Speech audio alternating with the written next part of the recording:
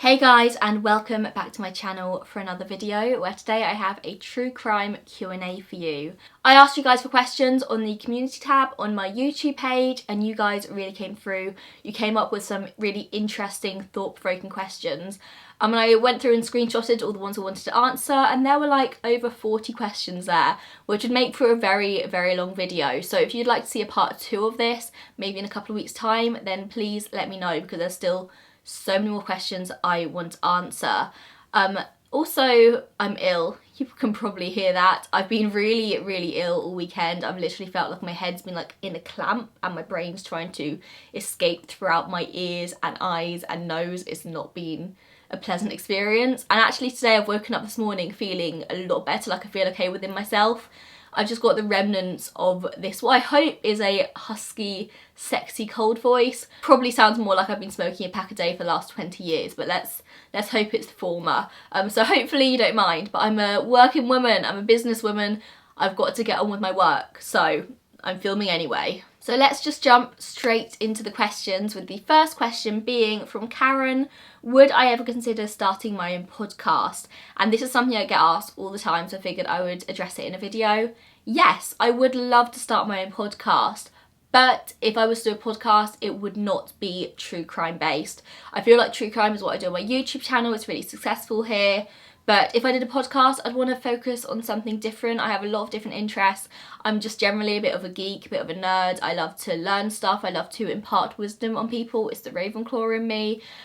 So if I did podcasts, it wouldn't be about true crime. It'd probably just be about something geeky and nerdy and just something like that. I'd probably focus a little bit more on history and like things you should know that weren't taught in school and stuff like that, so maybe more similar to my history series.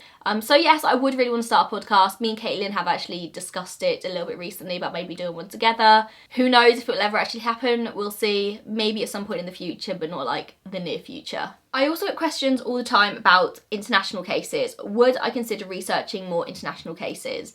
And yes, it's kind of a difficult subject because I would love to cover more international cases. I think the more cases that I can speak about and get out there, the better. But when it's international cases, it's obviously a language barrier, and that makes it really, really difficult. I get people offering to translate for me all the time, which is incredible. But I feel like people might underestimate how much translation would be needed. I mean, when I'm talking about a case, I'm not just pulling from one article on the Wikipedia page. I'm pulling from like 20, 30 different articles. I'm reading books about it. I've got all of these different sources. And it's just, I feel like it'd be unfair to expect somebody to translate that amount for me.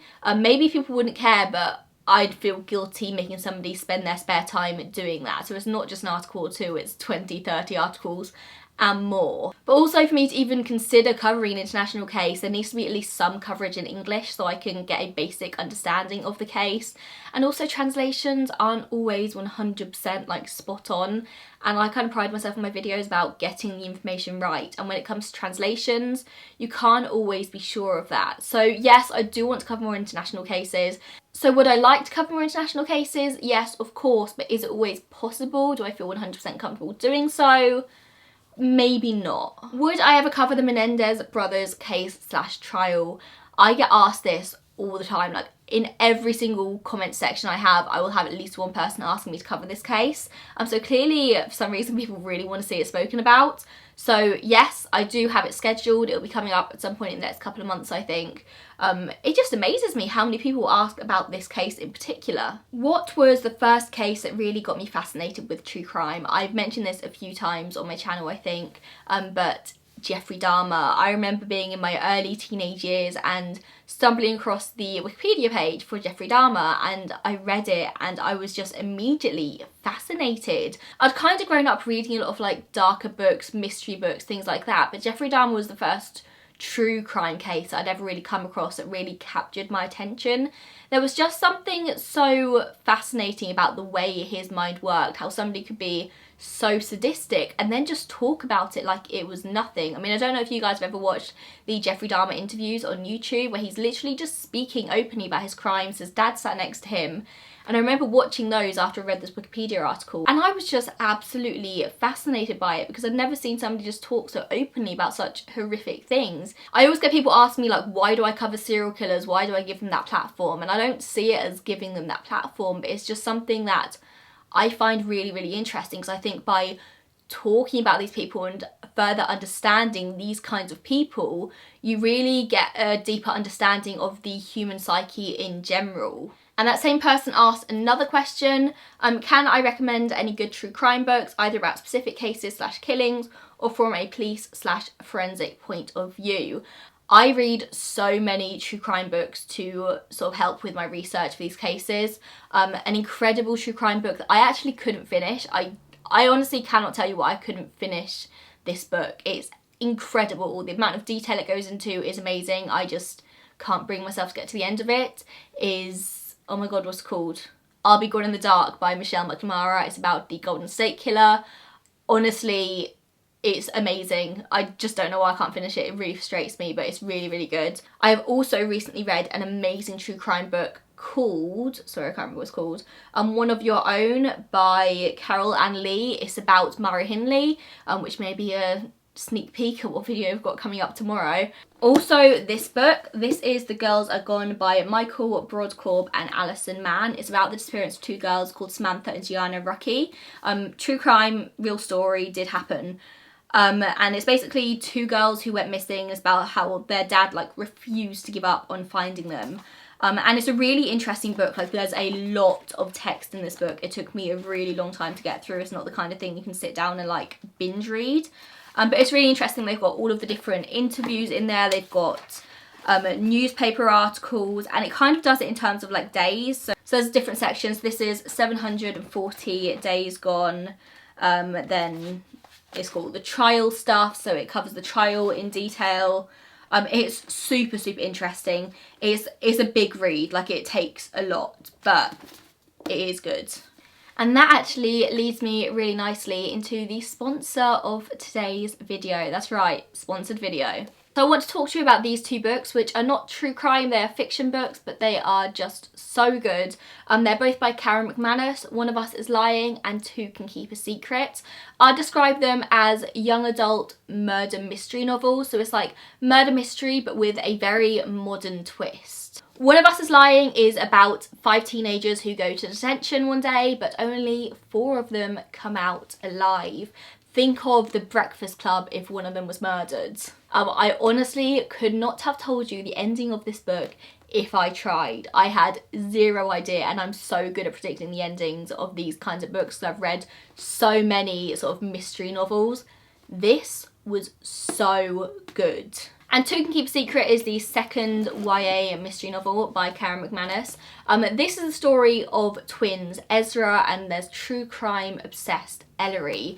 2 homecoming queens have gone missing and have later turned up dead, and Ellery, being this true crime fanatic, thinks she can help the police solve what happened. It's really interesting because, being interested in true crime as I am, I could really relate to Ellery, and I feel like a lot of you would be able to as well. I don't want to say any more than that because I don't want to give away the plot of the book, but again, very good ending, really enjoyed it. I received this parcel on Thursday and I'd read them both by yesterday lunchtime, yesterday being Sunday. So I read all of this one on Saturday and I read all of this one by lunchtime yesterday. So really genuinely enjoyed them. I actually received the books in this box. It's got this fancy evidence tape on it, and inside the box are actually clues about what Karen's next book is going to be about. Her next book is called One of Us Is Next. It comes out in January 2020. So in here is a magnifying glass, which I'm sure alludes to the fact that it's going to be another mystery. There's a bride-to-be sash. Wait, this way, here we go. Bride-to-be, so there's probably going to be a wedding at some point, I would guess. And then there's 2 bags of evidence in which there are these sort of letter sweets, which I'm really excited. There's this one full to the brim. I'm gonna have some of this later, I think.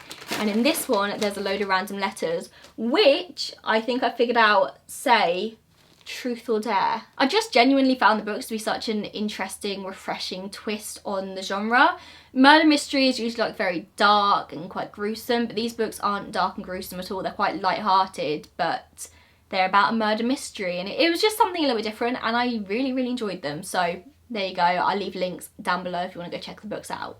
And so we're back to the questions. So Zoe says, how do I record all of my information on my cases? Physically write them, or do I use a Word document? I love that when you do your videos, you memorise the information as opposed to reading from a script. Thank you, Zoe. I really do try hard to memorise all the information, because I know it's really annoying when somebody's just constantly looking down, and sometimes I'll be editing my videos and I'm like, Georgia, look up, look at the camera, but I'm obviously just like reading something important. So I used to handwrite all of my scripts, which, if I'm being totally honest, was much better for my memory. It made me remember everything a lot more. Even when I was like doing exams at school, like I would remember things by just like writing them down again and again and again.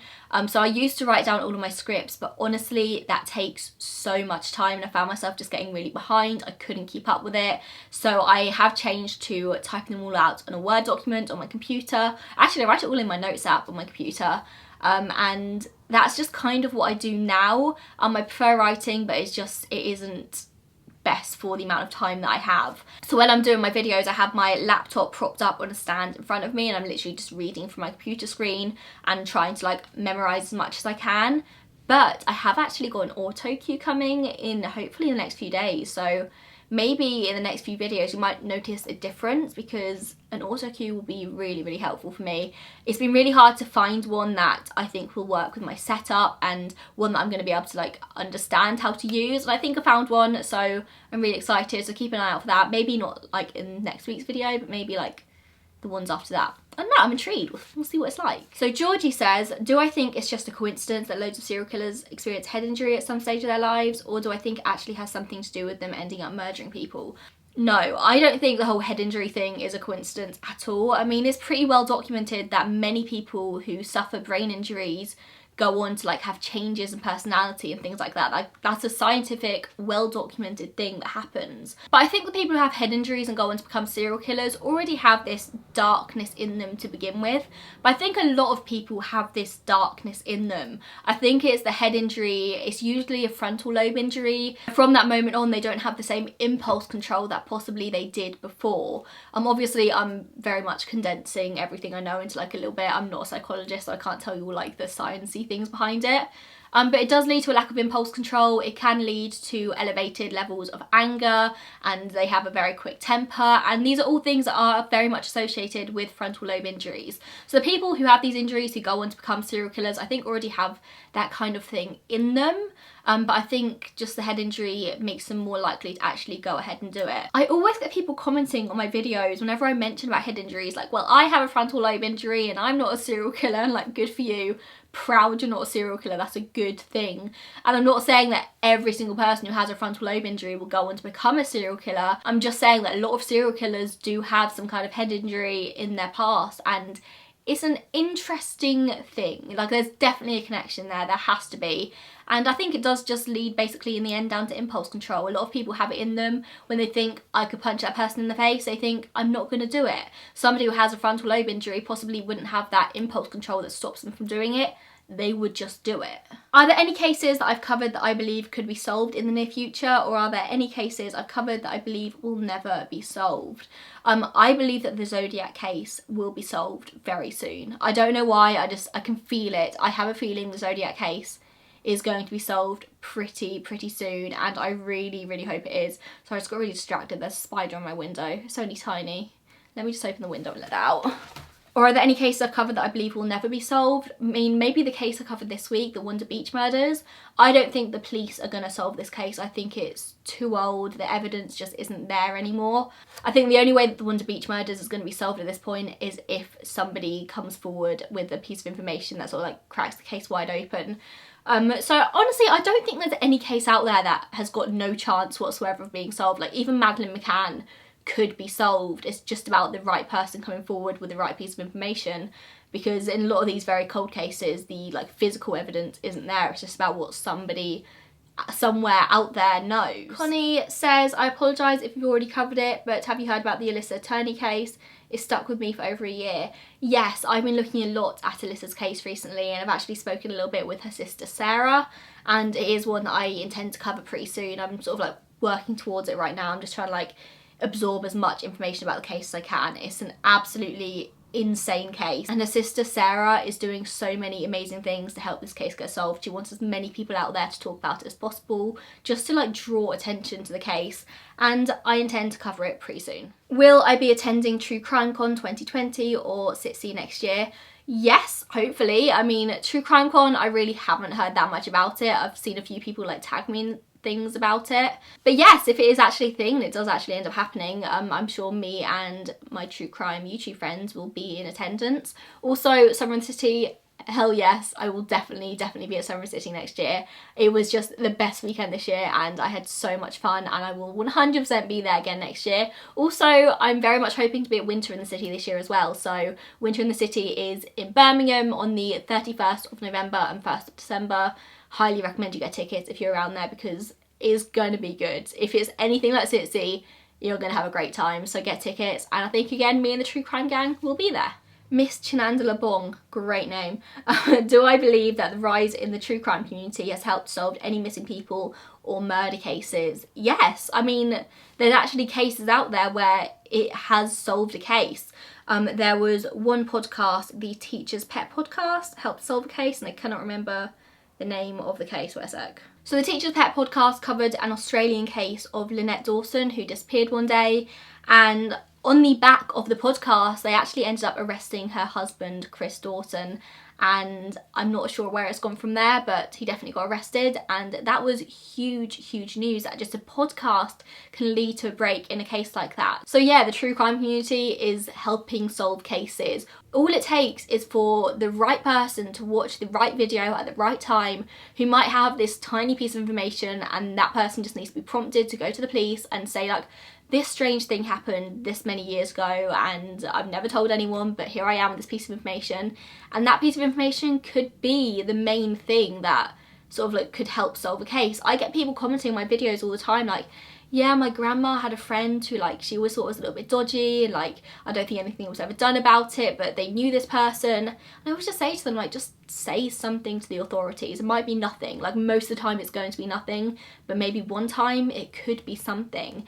And actually one area in which I think the true crime community is doing incredible things is with the identification of Jane and John Does. There are so many Doe cases that are getting solved at the moment, like so many, and a lot of it is down to genealogy work, but of course they can't do this genealogy work without people coming forward with DNA samples. In Doe cases the most important thing is visibility, because maybe somebody will see it and be like, oh, that looks like my cousin who disappeared 25 years ago and we haven't heard from her since, and then that person contacts the authorities, gives a DNA sample, and boom, you've got a match. What is my favourite type of true crime case to research and record, solved or unsolved? For me, it's definitely unsolved. I mean, solved cases get way more views than unsolved cases do. Like, that's the thing. People really enjoy solved cases a lot more, and I always get requests for solved cases. But that's not what I do here on this channel. I do unsolved cases because, again, my aim is to get that story out there and to like share the story, and the only time I'll ever really cover solved cases is when I believe there's a lesson to learn from it, a moral to it, and something like interesting behind the scenes that goes on. I won't just cover any random solved case. And I always get so many requests for solved cases, but honestly, unsolved is where I feel like I'm actually doing a good thing. What made me want to shift my channel's focus to crime cases? I noticed a lot of YouTubers do this as focus shift on their channels, and it's quite interesting. So when I first started doing it, like over 2 years ago now, it wasn't really a thing. The only person I'd really seen do it was Bella Fiore, and I think like maybe her and Kendall Ray were like the only ones, but I didn't watch Kendall Ray at the time really. And I actually kind of accidentally fell into true crime. I didn't really realise it was a thing. I actually was doing Pretty Little Liars theories videos, which sounds really strange, but I talk about Pretty Little Liars and talk about theories because it was coming up to like the series end, and I would do those videos and they would get so many views. And I can't remember exactly how I sort of came to do true crime from that, but I think I was really interested in like, oh, people like to talk about theories, people like mysteries. And so I, on a whim one day, did my first mystery video, which was the mystery of Dan Cooper. And again, that was really, really popular, and it kind of like dawned on me that actually this is something that people want to hear about. People like mysteries and unsolved things, and it kind of just went from there. Like, it was just a complete fluke. I didn't even really realise it was a thing. You may have noticed that there are a lot more true crime channels now than there were a couple of years ago, and I think it's a good thing that there's more true crime channels, but I think you've got to be very, very careful about who you watch and who you trust. Because there's a lot of people doing it who have realised that these videos get the views and they just want to have the notoriety of like a popular YouTube channel, and they want the money from it, and they want like just to be famous. So true crime is clearly the way to do that. The first thing I'll address on that is that there's no money in doing true crime on YouTube. Like, really, it's not. If you want to get money on YouTube, true crime is not the way to do it. Also, it just kind of bothers me the amount of people I see doing this just because they see that it is a popular subject now. I kind of accidentally fell into it, and it just happens to be something that I really love doing and talking about, and it's something that I feel passionate about. But a lot of people nowadays are just doing it just because they see it's popular. And you can tell who those people are. Like, I'm sure if you watch somebody, you can tell if they're genuine or not. And it does bother me. I can't even remember what the original question is now, so I'm going to move on. Have I ever been contacted by a family member or friend of a victim of a case you've covered in either a positive or negative way? This is something that I get all the time. I get messages like, doesn't the family mind you doing this? Like, family must like hate that you're talking about this. And honestly, in all the time I've been doing this, over 2 years, I've received one negative comment from a family member, which honestly I don't even believe was a valid claim, but I privatised the video anyway just because I get very anxious and I didn't really want to deal with it. So one negative, and I receive positives all the time. I have people emailing me, I have people leaving comments on my videos. I'm not going to tell you specifically like who contacted me in regards to what video, because I feel like that's something that should be kept private. But I get people contacting me all the time. I get so many friends contacting me, like, thank you so much for covering my friend's case. She disappeared 20 years ago, and like I've thought about her every day since then, and it's amazing to see people still like covering her and talking about her. I also get friends and families emailing me and asking me to cover their sort of like loved one's case. Like, currently I'm talking to 2 different families about their loved one's cases that I will be covering at some point. So yeah, it's very, very overwhelmingly positive. When I received that one negative comment, I literally shut down for like a week. I was so like mortified about it. But then I realised actually I get so many positives from friends and from families. Okay, this is a big question. So Louise says, do I think that everyone's DNA profile should be stored in order to quickly solve crimes, reduce offences and quickly identify victims? Or is this a very dangerous and unethical idea? I think this is very unethical. I don't like the idea of there being a DNA database of every single person in the world. Honestly, I don't know how to talk about this without like writing an essay about it, because I would need to like have some time with my laptop and like put all my thoughts onto paper.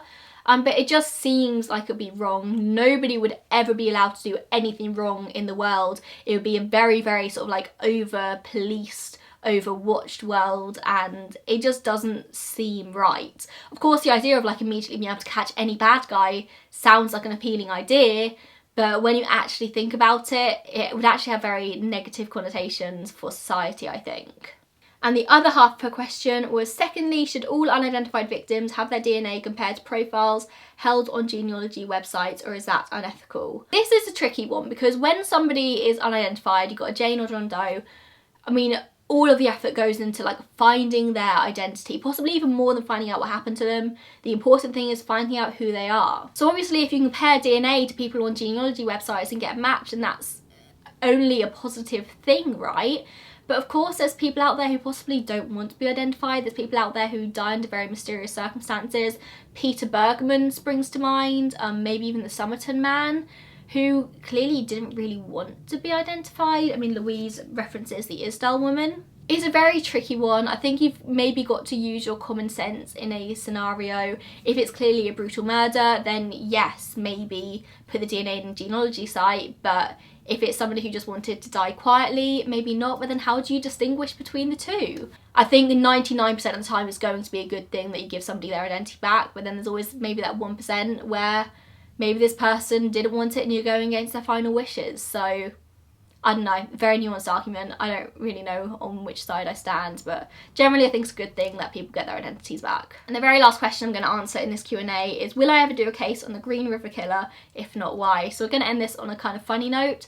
Yes, I really want to cover the Green River Killer. I've looked at doing it for ages, but I can't say his name. I cannot say Gary Ridgway.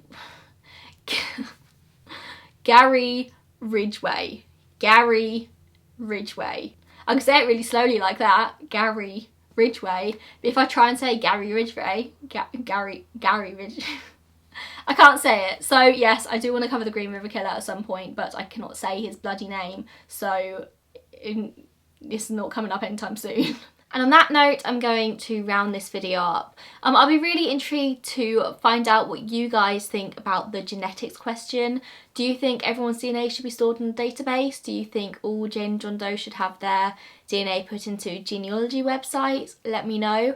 If you've got any other questions you'd like me to answer, then please stick them down below. I'll be happy to have a conversation with you. And thank you so much for watching. Oh, and don't forget to check out the Karen McManus books in the top line of the description down below. Genuinely fantastic books. Bye guys.